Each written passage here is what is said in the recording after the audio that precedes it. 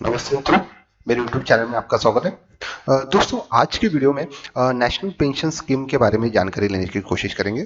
क्या national pension scheme mutual fund से एक बेटर प्लान है रिटायरमेंट के लिए? तो नेशनल पेंशन स्कीम क्या होती है, उसके वो किस तरह उसको आप एक नेशनल पेंशन स्कीम लेकर यूज़ कर सकते हैं, जिसमें आपको टैक्स बेनिफिट और एक अच्छा एक रिटर्न भी आप नेशनल पेंशन स्कीम में पा सकते हैं। नेशनल पेंशन जो स्कीम है वो रेगुलेटेड की जाती है पीआरडी के उसके द्वारा।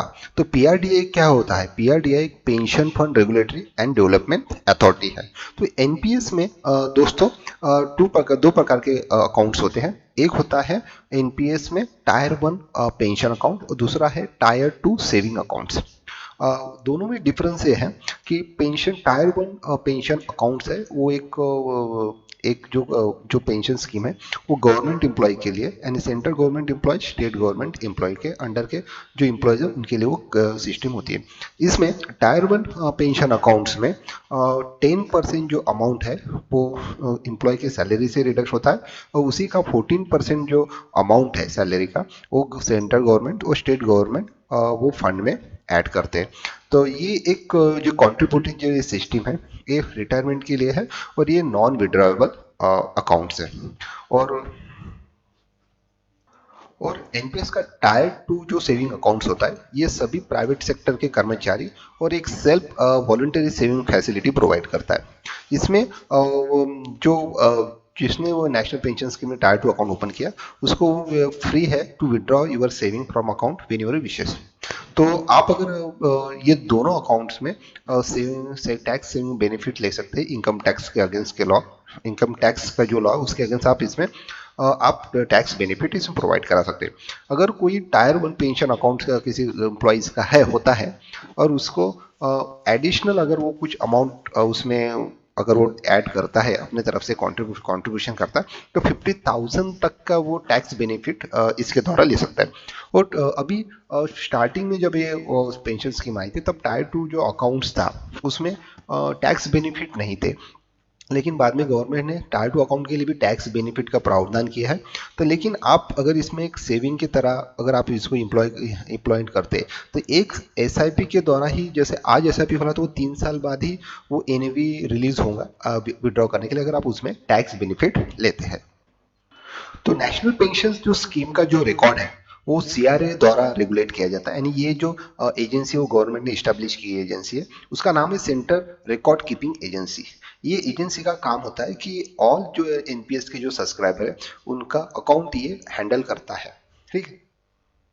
वो एनपीएस में जो एक नए तरह की जो पेंशन स्कीम है इसमें पेंशन फंड मैनेजर होते हैं जिसको पीएफएम भी बोलते हैं। तो ये अभी करंटली जो थे वो 6 पेंशन फंड थे लेकिन अभी उसमें और 2 पेंशन फंड की एंट्री हुई है। जो नए पेंशन फंड थे वो आया एक्सिस पेंशन फंड और एक आया max life insurance pension fund. ये 2 नए पेंशन फंड अभी एडिशन हुआ है। तो अगर कोई गवर्नमेंट एम्प्लॉय है बाय डिफॉल्ट आपको 3 पेंशन फंड दिए जाते हैं जिसमें SBI pension fund, LIC pension fund, UTI pension fund ये डिफॉल्ट होते हैं। और एज के हिसाब से जैसा आपका एज है एज के हिसाब से उनका जो अलोकेशन है वो चेंज होता है। करंटली ये 3 पेंशन जो फंड है अभी जो गवर्नमेंट एम्प्लॉय के लिए टायर वन अकाउंट के लिए होते हैं डिफॉल्ट में उसमें कि 50 स्टार्टिंग में अगर आपकी एज 18 ईयर से 36 ईयर तक आती है तो आपका 50% जो अलोकेशन है वो इक्विटी में जाता है और 50% जो गवर्नमेंट बॉन्ड कॉर्पोरेट बॉन्ड में जो बॉन्ड सिस्टम में जाता है।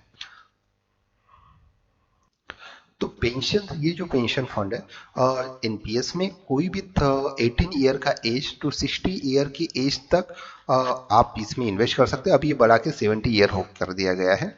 तो ये जो काफ़ी अच्छी स्कीम है अगर किसी को अगर म्यूचुअल फंड में अगर आप देखा जाए तो म्यूचुअल फंड में अभी अभी जो इन्वेस्टमेंट हो रहा है कि अगर आप को मार्केट में दिखाया जाता है कि म्यूचुअल फंड के रिटर्न 16% 20% है। पर एक्चुअली आप लॉन्ग टर्म के म्यूचुअल फंड के रिटर्न देखेंगे तो वो 10 to 12% के अराउंड आते हैं। और इसमें आपको लॉन्ग टैक्स कैपिटल गेन भी दिया जाता है। तो और एनपीएस में जो भी अमाउंट आपको मिलती है उस पर कोई भी प्रकार का टैक्स गवर्नमेंट नहीं लेती है। एनपीएस टायर टू अकाउंट का जो फीचर है उसमें सबसे बेस्ट फीचर है कि आपको कोई भी लिमिट नहीं है विड्रॉल आप टायर टू अकाउंट से कभी भी कर सकते हैं। अगर आप टैक्स बेनिफिट लेते हैं तो आपको 3 ईयर तक का लॉक इन रहेगा, उसके बाद आप अमाउंट विड्रॉ कर सकते हैं। और इसमें आपको नॉमिनेशन की फैसिलिटी भी मिलती है। अगर आप चाहते हैं कि मेरे फैमिली को पेंशन मिले, तो आप उसमें एन्युटी भी ले सकते हैं या टोटल अमाउंट उसमें विड्रॉ भी कर सकते हैं। एनपीएस में जब इन्वेस्टमेंट किया जाता है तो उसमें दो प्रकार की चॉइस एम्प्लॉय को दी जाती है। एक तो आपका अकाउंट आप एक्टिव चॉइस में रख सकते हैं, जिसमें आप अपने हिसाब से रिस्क रेशो रख सकते हैं। जैसे आपको लगता है कि मेरा इन्वेस्टमेंट प्रोबेबली इक्विटी में ज़्यादा होना चाहिए, और या आप कंजर्वेटिव रख सकते हैं, या आप ग्रोथ रिलेटेड रख सकते हैं, कंजर्वेटिव रख सकते हैं, मिनिमम रख सकते हैं ना। आप अपनी इक्विटी का पोर्शन उसमें डिसाइड कर सकते हैं। कंजर्वेटिव आपको रिस्क टेकिंग कैपेसिटी आपकी क्या है। और ऑटो चॉइस में आप अराउंड वो लाइफ साइकिल फंड के हिसाब से वो डिस्ट्रीब्यूशन किया जाता है फंड का। जिसको मार्केट का सपोज नॉलेज नहीं है, share market related, stock market related, तो वो एक ऑटो चॉइस का इसमें ऑप्शन ले सकते हैं। इसमें आपका फंड मैनेजर ये डिसाइड करता है कि आपको किस एज के हिसाब से किस क्लास में वो रखना है। तो एनपीएस का ये काफ़ी अच्छी स्ट्रेटेजी है कि उसमें आपको खुद ही डिसाइड किया जाता है कि आपके एज के हिसाब से आपका रिस्क टेकिंग कैपेसिटी के हिसाब से वो कॉर्पस का अलोकेशन करते हैं। तो जो पहले जो 8 पेंशन फंड थे, जिसमें जो एनपीएस को मैनेज करते थे, उसमें था एक आईसीआईसीआई प्रूडेंशियल पेंशन फंड था, IDFC pension fund, Kotak Mahindra pension fund, Reliance pension fund, SBI and UTA, और एलआईसी पेंशन फंड भी है। और एक max life insurance pension fund भी एडिशन हुआ है, और axis bank axis pension fund भी उसमें एक नया आया है। अभी एनपीएस के साइड पे आ गए, और तो इसमें एक्चुअली एनपीएस में आपकी जो एन्युटी जो टायर वन में डिसाइड होती है, उसमें 40% जो एन्युटी है वो उससे ही आपका 40% आपको, जैसे टोटल आपका कॉर्पस अगर 1 करोड़ का, अगर एज ऑफ 60 ईयर में आपका एनपीएस में टोटल कॉर्पस बनता है, तो उस वक्त जो एन्युटी रहेगी वो आपको 40% एन्युटी लेना जरूरी है, वो 60% आपको विड्रॉ करना है। तो 40% जो एन्युटी रहेंगी, उस पे जो वो एक पेंशन फंड के थ्रू आपको पेंशन दिए जाएंगे, जो फिक्स पेंशन रहेंगे। यानी उसमें ओल्ड पेंशन स्कीम में जैसा नहीं रहेगा कि जैसे जो ओल्ड पेंशन स्कीम में डीए का महंगाई भत्ता को उसमें हर साल एडिशन होता है, तो पेंशन ओल्ड स्कीम में बढ़ती रहती है। लेकिन एनपीएस का सबसे मेन ड्रॉबैक यही है कि इसमें गवर्नमेंट एम्प्लॉयज़ को जो पेंशन मिलेंगी वो एक फिक्स पेंशन मिलेंगे, और टिल द लाइफ वो पेंशन सेम रहेंगी। और एनपीएस कर्मचारी की अगर डेट होती है तो ये जो लमसम जो पैसा है उसको उसके जो डिपेंडेंट है, उसकी जो फैमिली है, उसको दिया जाएगा। ओल्ड पेंशन में सबसे अच्छी बात थी कि फैमिली के पर्सन के बाद भी दूसरे उसके बाद भी वो पेंशन मिलती रहती थी, और जो लाइफ सिक्योरिटी है वो पुरानी पेंशन में कई गुना ज़्यादा है न्यू पेंशन के कंपेयर में। एनपीएस में जो पेंशन जो फंड आपको आपके खुद तो आपके पेंशन फंड आप डिसाइड कर सकते हैं और ले सकते हैं। लेकिन आपके जैसे बाय डिफॉल्ट अगर आप गवर्नमेंट कर्मचारी है, टायर वन आपका पेंशन अकाउंट है, तो आपके डिफॉल्ट 3 पेंशन जो फंड मैनेजर वो मैनेज करेंगे। लेकिन अगर आपका पेंशन फंड अगर चेंज कराते हैं, तो आपको तीनों से विड्रॉ होके आपको कोई एक ही पेंशन फंड, जैसा मैंने यहाँ पे प्रेफरेंस का चेंज पेंशन फंड के कॉलम में जाते हैं, देखते हैं इसमें ये पेंशन फंड का आया हुआ, ये पेंशन फंड का है। अभी देखिए यहाँ पे जो मेरे करंटली जो तीन तीन डिफॉल्ट पेंशन पर है वो UTI retirement solution, SBI pension fund और एलआईसी पेंशन फंड।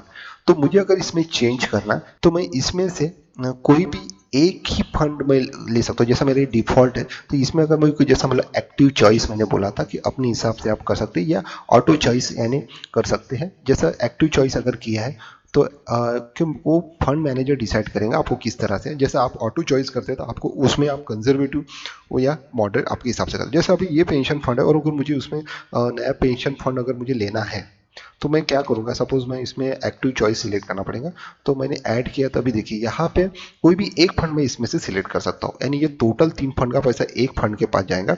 तो एक्चुअली अगर आप इनके रिटर्न देखेंगे तो ये तीनों के रिटर्न भी काफ़ी अच्छे, यानी कोई को एक पुराने पेंशन फंड है और इनको काफ़ी इसकी यूटिलिटी पता है कि इनको एग्जैक्ट रिटर्न कैसे निकाला जाता है। तो ये तीनों काफ़ी फेमस फंड है। तो मुझे ऐसा लगता है कि डिफॉल्ट में भी जो पेंशन फंड है आप ये काफ़ी अच्छे हैं। आप इसमें अगर एसआईपी भी अगर एडिशन करा सकते हैं तो आप अपने खुद का कंट्रीब्यूशन भी करते हैं। उसके लिए आपको क्या करना पड़ेगा, उसके लिए आपको एक वर्चुअल अकाउंट आपका क्रिएट करना पड़ेगा। एक वर्चुअल अकाउंट आपको क्रिएट करना पड़ेगा। वर्चुअल अकाउंट पर्सनल रिक्वेस्ट उसमें है। तो एनपीएस में अगर आपका खुद का और आपको सेल्फ कंट्रीब्यूशन और बढ़ाना है तो आपको लिए वर्चुअल अकाउंट को ओपन करना पड़ता है, जो एनपीएस के साइट पे आपको जाके इजीली कर सकते हैं। वो वर्चुअल जो अकाउंट है वो विद इन द सेकंड जो बिजनेस जो डे रहता है वर्किंग डे उसमें वो बन जाता है। और फिर आपका वर्चुअल जो अकाउंट नंबर आपको मैसेज आता है, वही अकाउंट नंबर लेके आपको अपने बैंक से आप ऑटो डेबिट का इसमें एसआईपी के जैसा आप ऑप्शंस ले सकते हैं। तो एनपीएस एक काफ़ी अच्छी स्कीम है, लेकिन पुरानी जो पेंशन स्कीम वैसी पेंशन है, लेकिन जो प्राइवेट सेक्टर में जो कर्मचारी काम करते हैं तो मुझे लगता है कि म्यूचुअल फंड से भी एनपीएस बेटर है, क्योंकि अगर म्यूचुअल फंड देखो तो उनके एक्सपेंस रेशो होते हैं, वो आपको लॉन्ग टर्म कैपिटल गेन भी देना है, जो आपको पैसा विड्रॉ करेंगे उस पर भी आपको टैक्स पे करना है। लेकिन एनपीएस में जो अमाउंट आपको दी जाती है तो वो एक काफ़ी सेफ अमाउंट जाती है, उसमें कोई भी टैक्स आपको नहीं लगता है, और आप इसमें टैक्स बेनिफिट भी ले सकते हैं जो एलएसएस फंड में आप लेते हैं। तो दोस्तों एनपीएस की मैंने आज आपको जानकारी देने की कोशिश की। अगर एनपीएस रिलेटेड आपकी कुछ क्वेरीज है तो मुझे मेरे वीडियो के नीचे आप कमेंट्स कीजिए, मेरे वीडियो को लाइक कीजिए दोस्तों, मेरे चैनल को सब्सक्राइब कीजिए, ज़्यादा से ज़्यादा लोगों को शेयर कीजिए दोस्तों। फिर मिलेंगे दोस्तों नए वीडियो के साथ, तब तक के लिए बाय दोस्तों।